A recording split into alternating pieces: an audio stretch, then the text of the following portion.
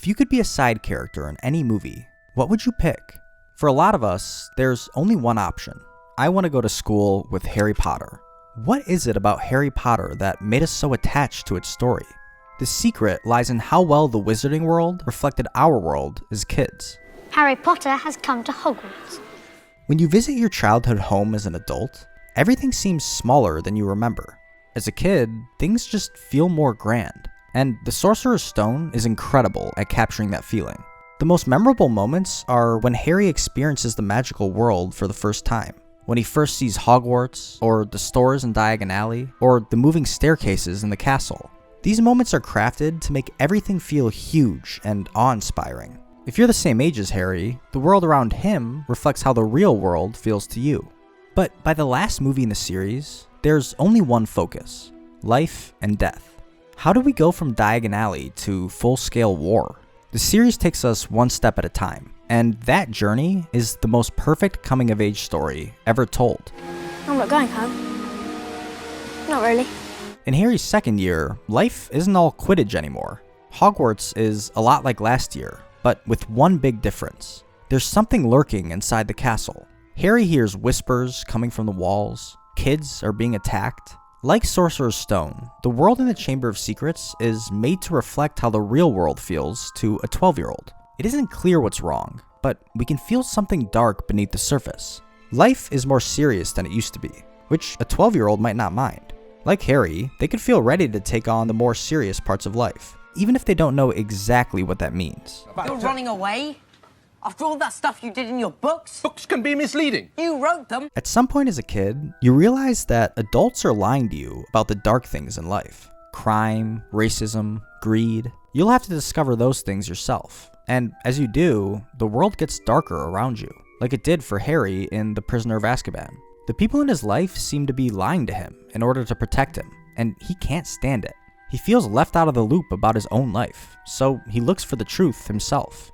Prisoner of Azkaban is a famously dark turn in the films. That's because it's meant to capture the gloom you can start to feel at around 13. As a ray of light, Harry finds an adult that's honest with him, Sirius. It helps lift the weight of the world, like it did for us as kids. The ones that love us never really leave us. By next year, Harry is 14, and danger is right out in the open. It's not news anymore. Instead, the focus has shifted elsewhere: popularity and love.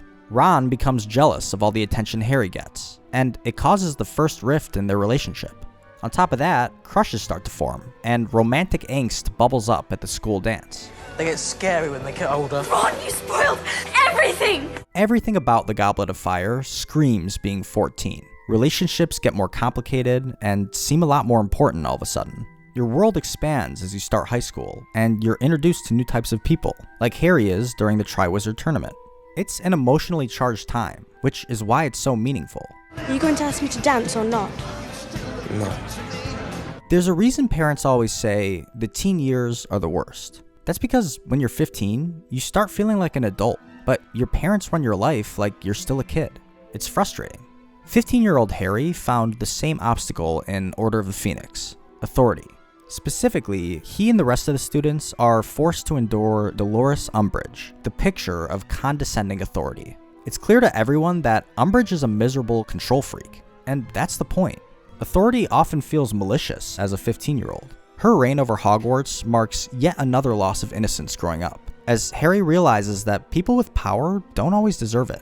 If only my high school chemistry teacher could have met the same fate as Umbridge does. Tell them I mean no harm! I'm sorry, Professor. I must not tell lies. If you like this kind of video, make sure to subscribe for more. The Half-Blood Prince takes Harry's last shred of innocence and rips it away. Draco becomes a true enemy, his best friends fall for each other, and he experiences love for the first time.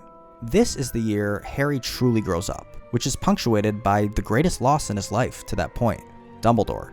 Dumbledore was the closest thing Harry had to a dad, and when he's gone, Harry realizes his fate is now his own responsibility. 16 may be young, but most people experience some loss in their childhood, and with it, they lose a deep sense of safety. Life starts to feel like something with endings, and it becomes your job to make your own destiny. Harry gets there by the end of the story. I'm not coming back, Hermione. I've got to finish whatever Dumbledore started. And so, we've finally reached full-scale war. In Harry's last year, he's flung into the real world headfirst. Death and destruction are everywhere, and all of a sudden, he has to handle it. Just as everything feels like it's too much, he remembers what Dumbledore told him. Help will always be given at Hogwarts to those who deserve it. As scary as the world is, Harry isn't fighting through it alone. He has his friends and family. Just like the rest of the series, the climax of Harry Potter perfectly parallels where Harry is in his life. At first, entering the real world can be overwhelming and lonely. It feels like there's a million things to worry about, and all of a sudden, you have to handle it all. But like Harry, we remember that we don't have to take on life alone. We have people in our corner, fighting with us. Get away from my godson. The Harry Potter series matches the tone of childhood perfectly. Not only does the wizarding world parallel a kid's world, it's better.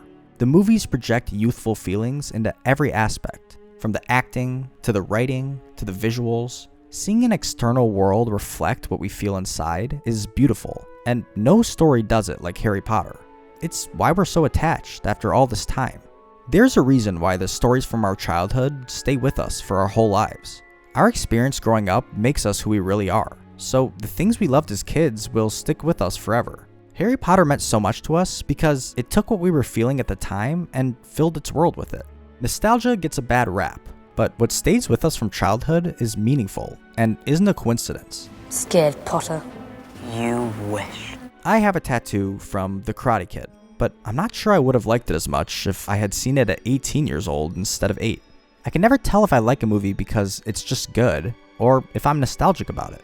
But I am confident that Harry Potter is really brilliant, even if we're all a bit nostalgic. Technically, the Harry Potter films are incredible.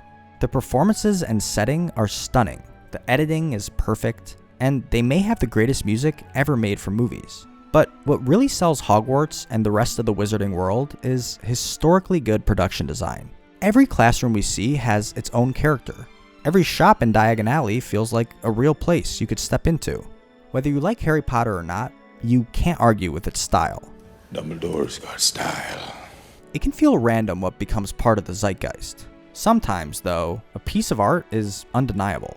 Whether it be the Mona Lisa or Spirited Away, some things transcend luck and become universal. Harry Potter is one of those things, which is why Hogwarts will always be a part of us, forever. Thank you guys so much for watching this video. If you like this kind of content and you want to see more like it, make sure to subscribe to the channel and keep a lookout for future videos. I'll see you soon.